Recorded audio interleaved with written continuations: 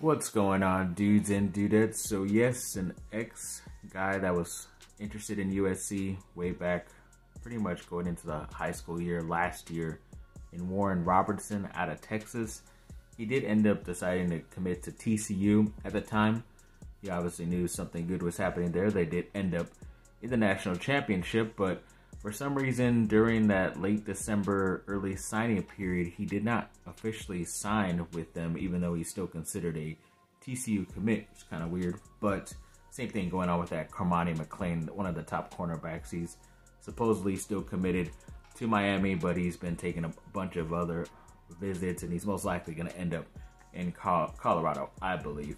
But yes, when it comes to Warren Roberson, apparently he already scheduled a second visit. He visited USC, I think last year around the summertime, and then even USC was down to his last couple schools at that moment before he was deciding early before the season last year. But now he's going to get another visit. He says he's been talking to Coach Dante Williams, the cornerbacks coach at USC, a lot of the time, almost every day. Even talking to Lincoln Riley, the head coach, every other day. So this guy's a big time player, especially ranking wise and talent wise. So if USC can somehow double dip and get both Warren Roberson and another defensive back in Roderick Pleasant from out here in SoCal and Garden Sarah, then I definitely think USC's future at defense will be pretty solid in my opinion. So hopefully they can finish strong, as they say.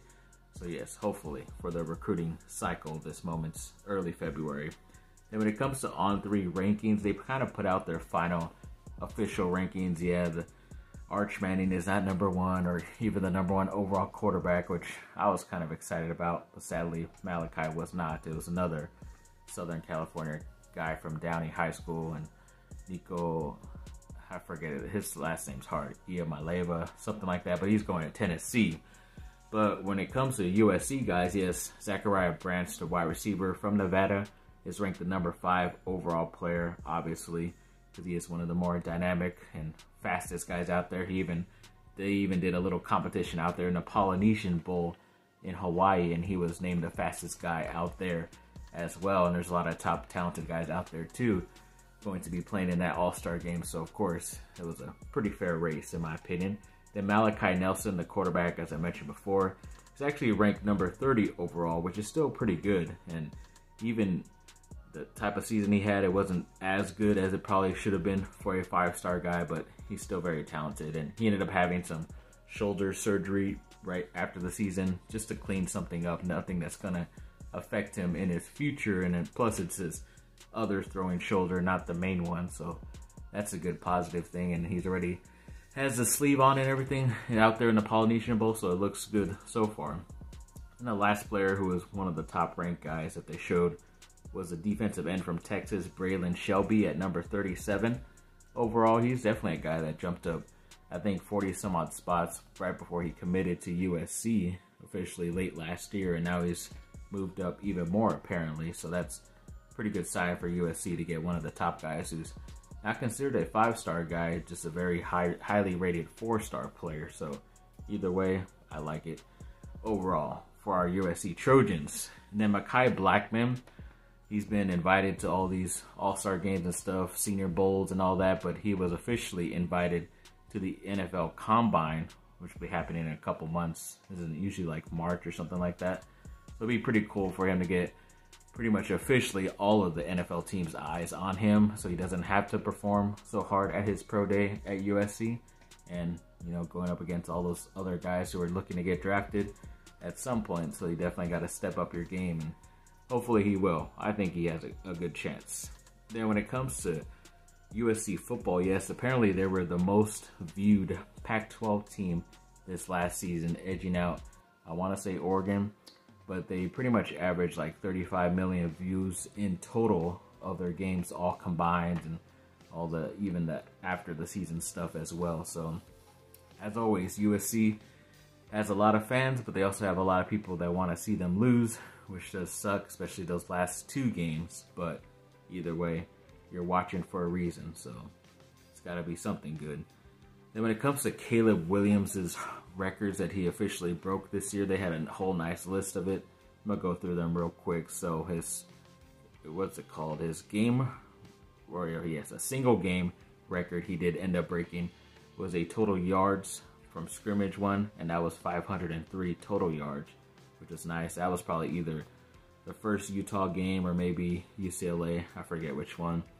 Then his total season records, he did get total yards at 4,919. His passing yards were at 4,537. His total touchdowns were at 52. Passing touchdowns at 42. He has a low interception rate, and I mean really low, at 1%. A pass completions, he has at 333.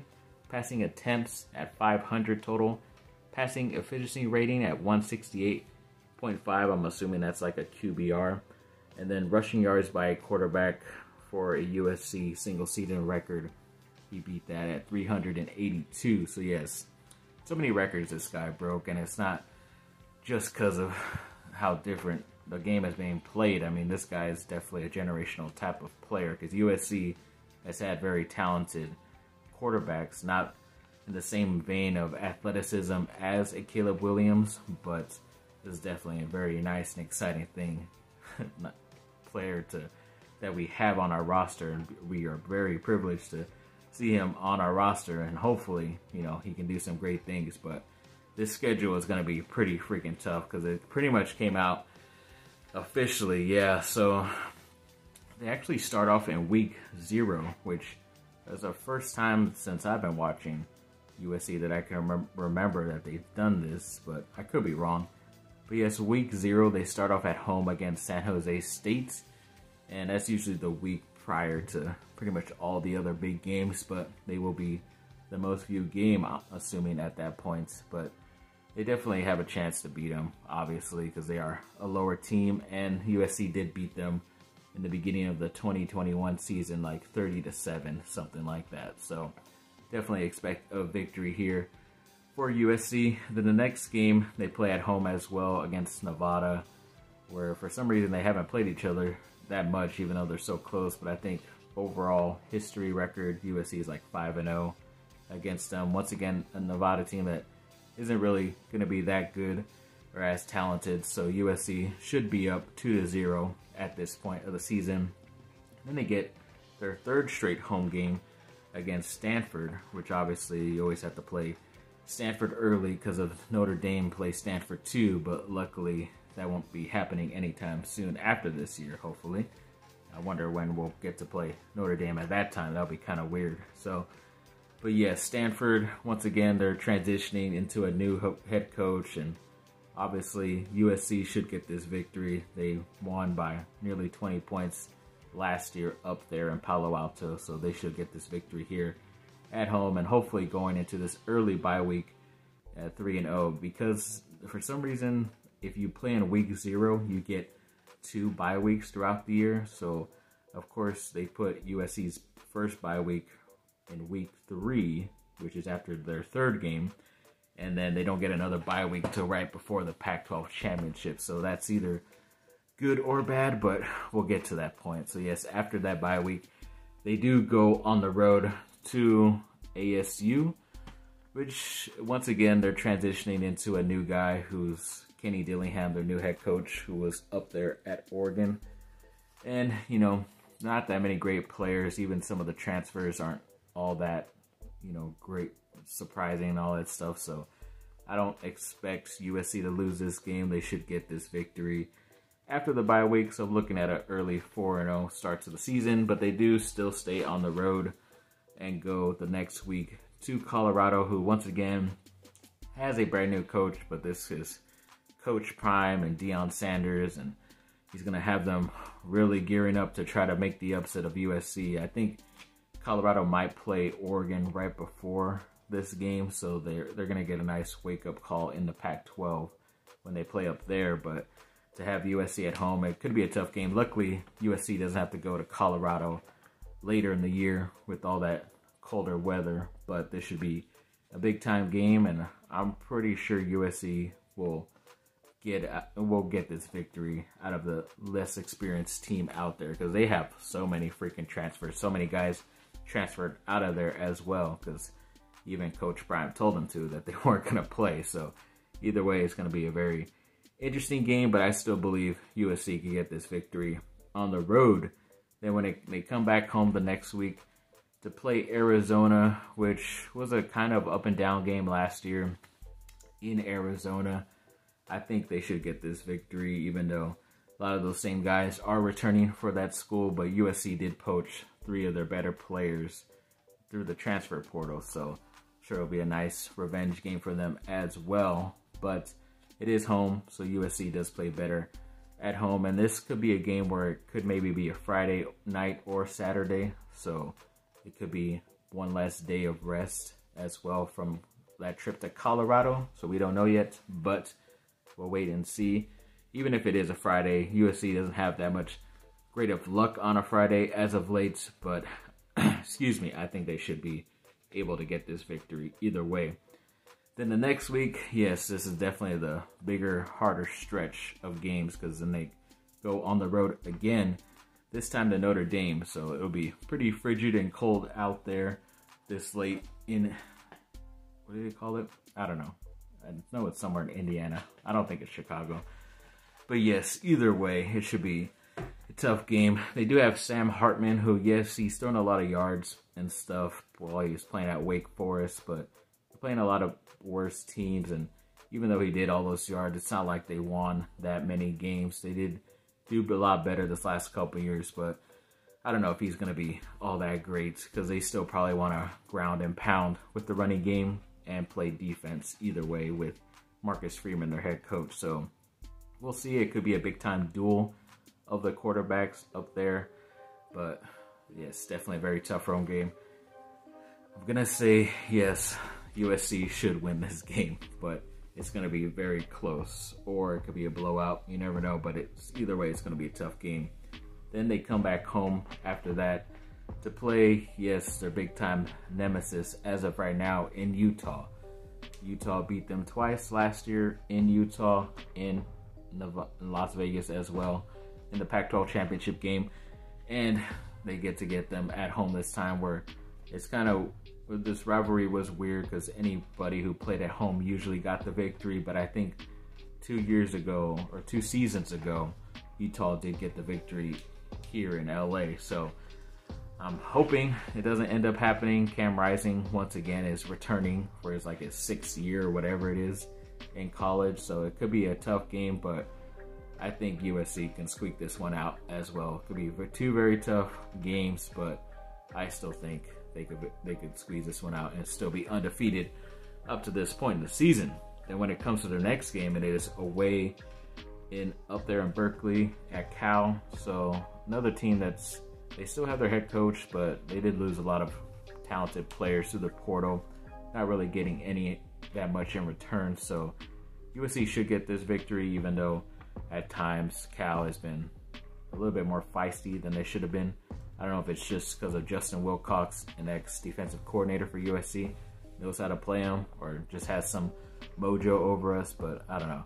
It should be interesting because it is up there on the road, but I still think USC gets this victory with Caleb Williams healthy. Then they come back home, USC does, and plays a team that they did not get to play last year, who is pretty good, in Washington, who should have Michael Penix Jr. returning, and their head coach is his 2nd year. It's the 1st year they did pretty good, and he is a defensive guy, so their defense is pretty good. It's even the first time that they'll play a guy also, the linebacker that left, I already forgot his name, but he had the big hit on Cam Rising in the Pac-12 game. So yeah, Raylan Goforth, they'll be playing him. So it's a homecoming for him, so hopefully he does not have his hair on fire and becomes the best defensive player that week in the country. But I still think USC, this could be the biggest, highest point-wise shootout if the defenses don't come to play, because they are good defenses, but they can also give up a lot of points as well. So this is definitely going to be one of the more higher scoring games, in my opinion, of the year. But I still believe USC will get this victory at home. Then when it comes to the next game, away in Oregon, this all depends on how healthy Bo Nix and everybody else on that team are. at the time they did get a lot of transfers in, which could go either way. You could have a good year, a couple good years like USC and TCU did last year with a lot of transfers, or you have a lot of transfers and nothing goes good like a Miami or something like that. So I don't know. They did lose a lot of their backup guys and other guys that were playing for them starting wise as well. Oregon did in the transfer portal. So this could be an interesting game, especially it's going up there in Autzen Stadium late in the year. It's going to be freaking cold. Most likely will be a night game because they want to try to ruin USC's run at the championship anyway that they could. But yes, if everybody's healthy and 100%, it's a road game. I might have to go with Oregon in this one. It pains me to say, but yeah, if Oregon is healthy with the type of guys they were able to get, even though USC is really good, but when you play up there in Austin, for some reason it's different. And the way, if USC's defense doesn't make a quick turnaround this year, then I think it could be a long night for USC. It will be a good game, but still I think they will end up losing that game. But hopefully it doesn't hurt their chances to get into the Pac-12. But it will be their first year, according to my opinion. Then they come home the next week to finally play their other rival in UCLA at home. It was an epic game in the Rose Bowl this last season, but USC tends to get the victory at home against UCLA. It hasn't been that way 2 seasons ago, but hoping for another victory this time around. Without, DTR is finally gone and move on to the NFL. Hopefully their new quarterback, the freshman, isn't as talented as they say he is. They were hyping him up a lot during that Army All-American game. He made some couple of good throws, but not as great as I assume. So we'll see. We'll see who's playing. A lot of other guys, even Kyle Ford, the ex-USC wide receiver that went into the transfer portal, just signed over there and committed to UCLA to play receiver for them. So that's a bit of bad news for him to be experiencing a loss from USC. But yes, then USC finally gets their second bye week because they played in week 0, which is right before the Pac-12 championship game. So if they run this whole entire record, only have 1 loss on the season, get that 1 extra week to get 100% healthy, then I think it should be either a rematch with Oregon. Might think about, see where Washington is, or even Utah at that point late in the season. But I don't know. I don't really see anybody else. I mean, Oregon State might benefit from not having to play USC this year, but they still have to play Washington and Oregon automatically every year. So I don't know. We'll see. Could be a very interesting stretch. This is one of the toughest stretches down, especially from the midway point when you start away at Notre Dame and going through. It's some pretty tough games throughout. So as long as they go undefeated in that first half, you could maybe trip up against a Notre Dame, still get all the victories, or maybe trip up against a Washington or an Oregon once. But as long as it's just once, if they trip up twice, I definitely don't think they will get into the Final Four, even if they do end up winning the Pac-12. But as long as you just trip up once, I think you should be fine. And just make sure it's not a blowout. Make it only like that Utah 1-point loss that I have to mention for all my USC fans. But yes, thanks for watching, people. Like and subscribe. Comment down below. Let me know what y'all think. Have a great rest of your day. Bye. Fight on.